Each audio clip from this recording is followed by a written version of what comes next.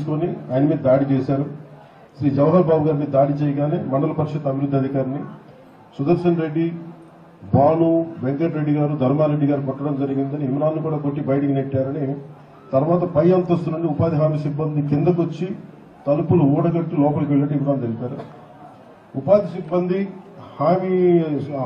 హామీ సిబ్బంది లోపలికి వెళ్ళి చూసేసరికి వెంకటరెడ్డి గారు ఎంపీడీఓ గారిని కూర్చున్న చోట చేతులు పట్టుకుని సుదర్శన్ రెడ్డి గారు, సీఏ జవహర్ బాబు ఎంపీడీఓ ఛార్జీ పైన కాలుతో కొట్టారని, మిగిలిన వారు కూడా ఎక్కడుంటే అక్కడ వేళ్లతోటి చేతులతో కొట్టడం జరిగింది. ఉపాధి హామీ సిబ్బంది లోపలే ఉన్న లక్ష్మీప్రసన్న గారు, బీఆర్ఓ గారు అడ్డుపడడంతో అందరూ వేరే గదిలోకి వెళ్లి కూర్చున్నారు. తర్వాత పోలీసు వారికి చెప్పడం జరిగింది. ఆ సమయంలో కలెక్టర్ గారు కూడా విజయవాడలో ఉండటం వల్ల ఆయన వెంటనే ఫోన్లో తెలియజేయగానే ఆ ముందు స్థానిక పోలీసుని పంపిస్తే గంటన్నర సేపు వాళ్ళు ఇక్కడే ఉన్నారు. ఎస్ఐ గారు వచ్చారు, కానిస్టేబుల్స్ వచ్చినా కదలా. మళ్ళీ అదనపు సిబ్బందితోటి సిఐ గారితో వచ్చి ఆయన అదనపు సిబ్బందితో వచ్చిన తర్వాత కానీ వీళ్ళని అరెస్ట్ చేయడానికి కుదరలేదు. దాంతో 9 మంది వెళ్ళిపోయారు, 3 మట్టికి అరెస్ట్ చేశారు.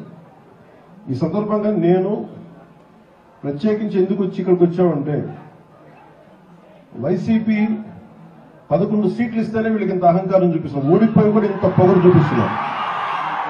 ఓడిపోయి కూడా నేను ప్రత్యేకించి చెప్తున్నా, ఇవి ఎవరి జాగీర్లు కావు, ఇవి ఒక్కరి జాగీర్లు కాదు, ఇవి ఆ రోజులు పోయినాయి. మీరు రకరకాల ముఠాలు పెట్టుకుని మీరు భయపెడతామంటే భయపడే ప్రభుత్వాలు కాదు, ఎన్డీఏ కూటమి ప్రభుత్వం అసలే కాదు. ఇక్కడ ఉన్న యువత, కొత్త తరం యువత, నాయకులు కూడా, సీనియర్ నాయకులు కూడా చాలా నలిగిపోయారు. మార్పు కోసం చూసే ఈ రోజున ఎన్డీఏ కూటమి ప్రభుత్వాన్ని ఎన్నుకున్నారు. శ్రీ నారా చంద్రబాబు నాయుడు గారి నాయకత్వంలో ఉన్న ఎన్డీఏ ప్రభుత్వం, వారి గౌరవ ముఖ్యమంత్రిగా ఉన్న ఈ ప్రభుత్వం ఇలాంటి చిల్లర పనులకి ఎవరు భయపడరు. ఇంకా పద్ధతి కాదు కాబట్టి భాషని మర్యాదగా మాట్లాడుతున్నాను. మేము ప్రభుత్వంలో ఉన్నాం, ఒకటే మాట చెప్తున్నా, పిచ్చి పిచ్చి వేషాలు వేయకండి. మీరు బయట యువతకి మీరు అరుపులు చూస్తూ ఉన్నారు. ఇలాంటి పనులు చేస్తూ వెళ్తా ఉంటే చూస్తూ ఊరుకునే యువత కాదది. ఇది రాయలసీమ యువతది, పోరుబాటులో ఉన్న యువతది, నలిగి ఉద్యోగాలు, ఉపాధి అవకాశాలకి నలిగిపోతూ ఉన్న యువతది. యువతను దయచేసి మీరు రెచ్చగొట్టకండి. ఈ రోజున మేము వచ్చి 70 కోట్ల రూపాయలు జాతీయ ఉపాధి హామీ పథకం కింద మేము అమలు చేసాం. దాదాపు కలెక్టర్ గారు చెప్తాం, దాదాపు ఒక మొత్తం పనులు అయిపోబోతున్నాయి జనవరిలో. రోడ్ల నిర్మాణం కానీ, గోశాలలు కానీ, అన్ని రకాల పనులు చేస్తా ఉన్నాం. ఫామ్ పాండ్స్ కానీ. దాంట్లో భాగంగా ఇప్పుడు నాకు వచ్చిన కంప్లైంట్ కూడా ఏంటంటే, ఇక్కడున్న గాలివీడు మండలం ప్రజలకు కూడా చెప్తా ఉన్నారు, వాళ్ళు పర్మిషన్స్ ఇవ్వమంటే కూడా ఇవ్వమని చెప్పట్లేదండి. పనులు సిద్ధమైపోయినాయి అంటే వీళ్ళు కూర్చొని వీళ్ళు ఇక్కడికి వెళ్ళి వీళ్ళు ఉన్నారు ఎంపీడీఓలుగా, వీళ్ళు ఎంపీపీగా ఉన్నారు కాబట్టి వాళ్ళు పర్మిషన్ ఇవ్వట్లేదు అంటే ఒకటే చెప్పాం, 14 రోజులు సమయం ఇస్తాం. 14 రోజుల తర్వాత కలెక్టర్ గారు can over right that rule. మీరు ఎంపీపీలు అని చెప్పి మీ చేతుల్లో ఉందని అధికారం అనుకోవడానికి లేదు. అభివృద్ధికి మీరు ఎన్ని అడ్డగోడలు కట్టినా బద్దలు పట్టుకుని ముందుకెళ్లే శక్తి, సమర్థత మా దగ్గర ఉన్నారు. ఎందుకంటే బేసిక్ ఇది అడ్మినిస్ట్రేటివ్ ఇబ్బందులు కనుక కలగ చేస్తే దాని చర్యలు మళ్ళీ వేరే విధంగా ఉంటాయి. అలాగే కలెక్టర్ గారికి కూడా దృష్టికి తీసుకొచ్చి 14 రోజులు మీకు నోటీస్ ఇచ్చి వి విల్ ఓవర్ రైట్, మీ ఎంపీపీ పదవిని మీరు నిలబెట్టుకుంటే గౌరవంగా ఉంటే అది మీకు మంచిది. అలాగే ఇది నేను ప్రత్యేకించి రాయలసీమ ప్రజలందరికీ కూడా చెప్తున్నాను, నేను ఇక్కడికి వచ్చింది మీకు ధైర్యం నింపడానికి వచ్చాను. ఇక్కడికి భయపడుతూ ఉండే కొద్దీ భయం పెరుగుతుంది తప్ప భయం తగ్గదు. ఇక్కడున్న ప్రభుత్వ అధికారులు కానీ, రాష్ట్రంలో ఉన్న 640 ఎంపీడీఓల మీద కానీ ఒక్కళ్ళు చెయ్యేసినా, ఒక్కడంటే ఒక్కడు చెయ్యేసినా ఏ మాత్రం సహించో, ఏ మాత్రం ఊరుకో. గుర్తుపెట్టుకోండి. మీకు ఎలా ఉంటుందంటే చెప్తున్నాను, ఇళ్లలోంచి బయటికి లాక్కొచ్చి జైల్లో పెడతాం. గుర్తుపెట్టుకోండి. ఇళ్లలోంచి లాక్కొస్తాం. మర్యాదగా ఉన్నంతసేపు మర్యాదగా ఉంటాం. పద్ధతిగా ఉంటే పద్ధతిగా ఉంటాం, ప్రజాస్వామ్యబద్ధంగా ఉంటే ప్రజాస్వామ్యబద్ధంగా ఉంటాం. స్థాయి దాటి మీకు కొమ్ములు వచ్చినాయి, మీరు ఇక్కడ కూర్చోబెట్టి మీరు ఆధిపత్య ధోరణితో కానీ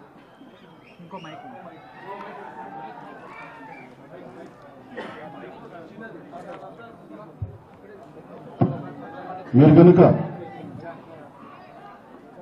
గత కాలం మీ 5 సంవత్సరాలు మీకు చెల్లిపోయింది. ఈ 5 సంవత్సరాల కాలంలో శ్రీ సుదర్శన్ రెడ్డి గారు వీరి మీద ఈ రోజున జవహర్ గారి మీద దాడి చేయటమే కాదు, గత 5 సంవత్సరాల కాలంలో కూడా ఈయన ప్రతాప్ గారు అని చెప్పి ఒక దివ్యాంగులకు సంబంధించిన ఆయన మీద కూడా దాడి చేశారు. ఆయన కూడా దుర్భాషలాడారు. అలాగే శ్రీనివాసన్ రెడ్డి గారి మీద కూడా దాడి చేశారు. అలాగే శేఖర్ నాయక్ మీద గారు కూడా దాడి చేశారు. ఇది అలవాటు అయిపోయింది వీళ్ళకి. మీరు 15 మంది మీరు ఎక్కడున్నా కానీ మిమ్మల్ని తీసుకెళ్లి బొక్కలో పెట్టే వరకు మేము వదలం గుర్తుపెట్టుకోండి.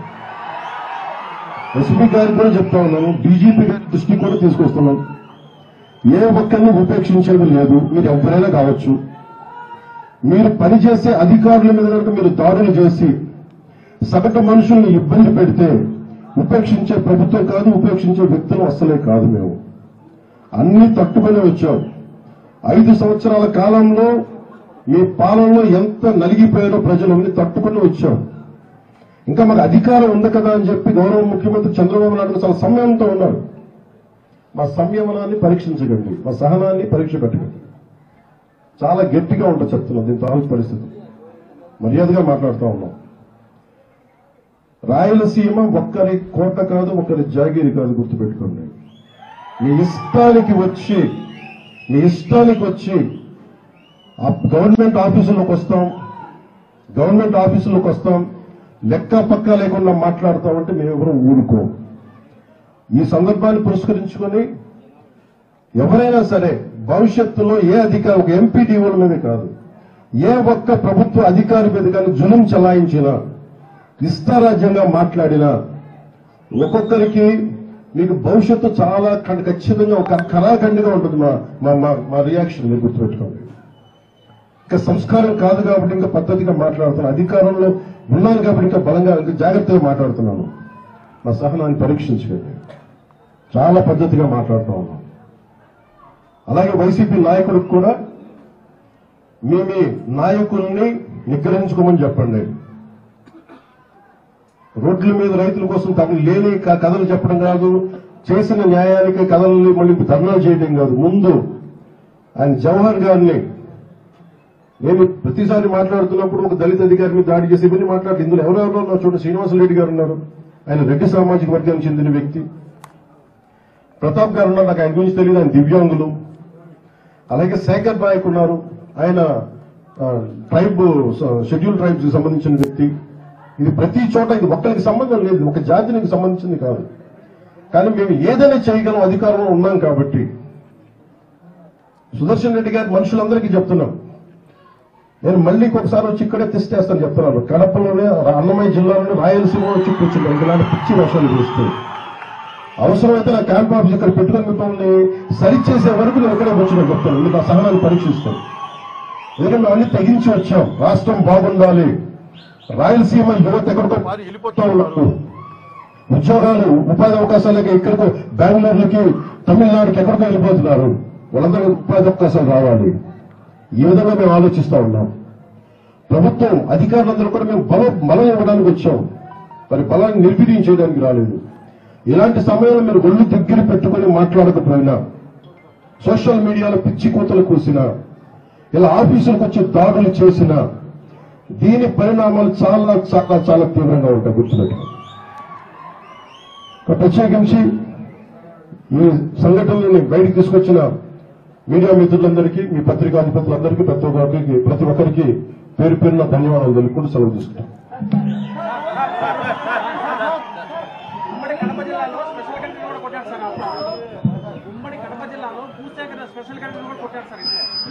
సార్ అని చెప్పండి.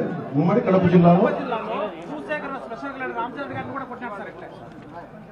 వీటన్నిటికి సంబంధించి నేను ఇది ప్రత్యేకించి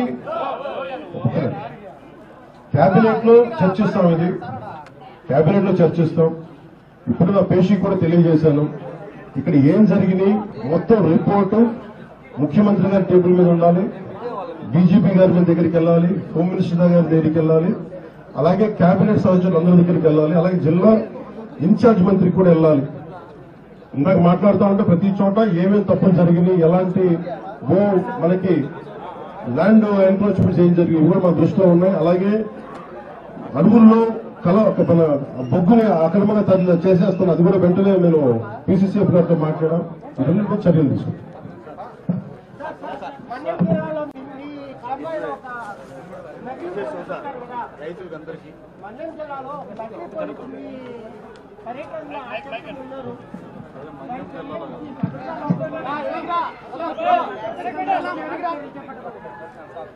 నిజమే చెప్పాలంటే నా భద్రత నాకు ఆశీర్వదిస్తుంది. ఈరోజు పొద్దున్నే నేను ఈ పర్యటనకు వస్తామంటే నా దృష్టికి తీసుకొచ్చారు. ఒక ఐపీఎస్ అధికారి ముసుగులో ఒక వ్యక్తి తిరిగాడు, వచ్చాడు, మొత్తం ఫోటోలు తీసుకున్నాడంటే నేను అడిగాను, అసలు ఎవరన్నా ఒక ఐపీఎస్ స్థాయి అధికారి వస్తే ఎవరన్నా అడుగుతాం కదా, how come it polices overlook అంటే ఎందుకు దీన్ని చూడలేకపోయారు అనేది నా పేషీ అధికారులతో మాట్లాడుతూ ఉన్నారు. ఇది కేవలం నాకు పనిచేయడం తెలుసు, రాష్ట్ర పోలీస్ శాఖ బాధ్యత, ఇది ఇంటెలిజెన్స్ శాఖ బాధ్యత, హోంశాఖ బాధ్యత, అలాగే డీజీపీ గారి బాధ్యత. నాకు పనిచేయడమే తెలుసు. అధికారం ఉన్నా లేకపోయినా పనిచేస్తాం. ఈరోజు అధికారం ఉన్నా పనిచేస్తాం, రక్షణ ఉన్నా పనిచేస్తాం, రక్షణ లేకపోయినా పనిచేస్తాం.